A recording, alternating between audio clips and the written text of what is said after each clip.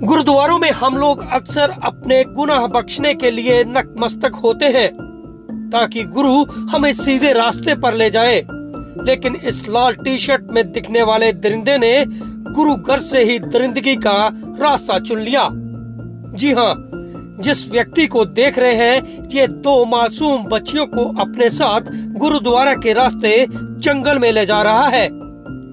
इस दरिंदे के मन में घोर पाप था, लेकिन इसने रास्ता ऐसा चुना कि अब भगवान इसे माफ बिल्कुल नहीं करेगा।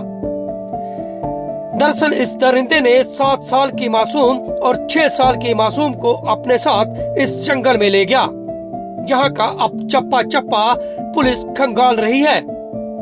कल शाम से एक 7 साल की मासूम बच्ची लापता थी। हालांकि एक बच्ची जंगल के रास्ते से बाहर फिर गुरु घर में पहुंच गई, लेकिन दूसरी मासूम को यह नहीं पता था कि जिस दरिंदे के साथ यह जा रही है वह दरिंदा न केवल इसे अपनी हवस का शिकार बनाएगा बल्कि उसे मौत के घाट भी उतार देगा। दरिंदे ने पहले इस मासूम के साथ हैवानियत का नंगा नाच नाचा। मासूम तड़पती रही और दरिंदा हैवानियत का नाच नाचता रहा। मासूम ने तड़प तड़प कर दम तोड़ दिया, लेकिन इस दरिंदे के मन में था कि शायद बच्ची के सांस बच न गए हों। पास लगी जीरी का ही फंदा बनाकर उस बच्ची का गला घोंटकर उसे मौत के घाट उतार दिया और बाद में परिजनों के साथ बच्ची को काफी देर तक ढूंढता रहा। हालांकि बच्ची नहीं मिली थी तो परिजन पुलिस के पास पहुंच गए थे। पुलिस के साथ यह दरिंदा काफी देर घूमता रहा, लेकिन जिस गुरु घर से यह बच्ची निकली थी उस गुरु ने भी इस दरिंदे को सबक सिखाने के लिए इसकी पूरी हरकत वहीं रिकॉर्ड करवा दी थी। उसी सीसी फुटेज में जब पुलिस ने खंगाला कि आरोपी नरेश जो इस मासूम के घर के पास ही रहता है वह इनको साथ लेके गया, तो पुलिस ने वहीं इसको दबोच लिया। दरिंदे से पुलिस पूछताछ करती रही, लेकिन दरिंदा टस से मस नहीं हुआ। लेकिन कहा जाता है कि पुलिस के आगे तो बड़े बड़े भूत नाचते हैं, और यही काम किया स्पेशल स्टाफ ने। दरिंदे से पूछताछ की और सुबह दरिंदा पुलिस के आगे ढेर हो गया और पूरी घटना इसने पुलिस के सामने रख दी।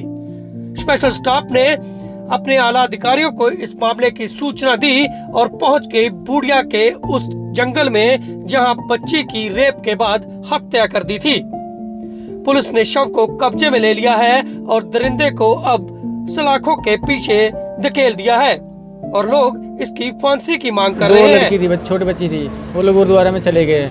गुरुद्वारा में जाने के बाद उसके बाद ये फ़ोन किए भाभी, जब अभी तक वो लोग आए नहीं है। तो फिर ये लोग भाभी और एक और लड़की थी, उसकी लड़की की माँ थी, दोनों गए थे लोग साथ में ढूंढने के लिए। तो लड़की वहाँ रो रही थी बैठ के। एक लड़का था वहाँ पे, वो बैठा हुआ है, उसको वहाँ पे मेरा भाई पकड़ लिए थे। ठीक है जी। तो अभी हमें तो पता नहीं था जी ये लगे नहीं गया। हम वहाँ पे गए, कैमरा वैमरा चेक करवाएं, यहाँ पे गुरुद्वारे में गए, कैमरा वैमरा चेक करवाएं। इसी का फ़ोटो आ रहा है, 2 बच्चे का ऐसे कंधे पे हाथ रख के और लेके जा रही थी। मैं वहाँ बाड़ियों में लेके जा रहा था, झाड़ियों में वहाँ लेके गया। एक लड़की को अमरूद तोड़ के दे दिया, एक लड़की वहाँ बैठा दिया, एक लड़की को लेके चला गया। फिर उधर से वापिस नहीं आया वो। यही सूचना मिली थी जी। दूसरी मिल गई थी? दूसरी मिल गई थी, तीसरी वहीं रो रही थी, वहीं बैठी थी वो। आज हम इस हालत में हम लोग पूरा ढूंढे थे, सुबह भी ढूंढे थे, रात भी ढूंढे थे, कहीं नहीं मिली थी। पूरा बाग सारे जितने हैं ना सारे ढूंढ लिए थे, कहीं नहीं मिली। अभी सूचना मिला था जी यहाँ खेतों में पड़ी थी वो। गला घोंटा हुआ था? अब मेरे को दिखाया नहीं है, हम जा रहे थे देखने के लिए, जाने नहीं दिया हमारे को वहाँ पे। 10 साढ़े 10 बजे एक बच्ची थी जो अपने घर से खेलने के लिए गई थी और वो लगभग 2 घंटे तक अपने घर में नहीं आई थी। तो उसके मदर फादर ने उसको ट्रेस करना शुरू किया कि वो कहाँ पर है। तो इस दौरान उन्होंने एक फुटेज चेक की गुरुद्वारे के अंदर, तो उसमें एक आदमी 2 बच्चियों को बैक साइड पे लेके जा रहा था। तो उसके थोड़ी देर बाद एक लड़की तो वापस आ गई थी, लेकिन दूसरी लड़की वापस नहीं आई। तो जिसके आधार पर हमने उस आदमी की शिनाख्त करके उसको आइडेंटिफाई किया था और उसको पूछताछ की, तो उसकी अरेस्ट की थी। उसने आज सुबह हमारे को लगभग 11-12 बजे के लगभग उस बच्ची की डेड बॉडी रिकवर करवा दी। उस बच्ची के साथ उसने रेप किया है। हाँ, उसने बच्ची ने कपड़े डाले हुए थे, उससे उसकी गर्दन घोंट के उसकी हत्या की। एक उसकी चोट है, आँख के ऊपर चोट है और उसकी बॉडी पे भी ब्लड वगैरह है, उसका पोस्टमार्टम करवाएंगे, उसके बाद उसकी सारी चीज़ क्लियर हो जाएगी।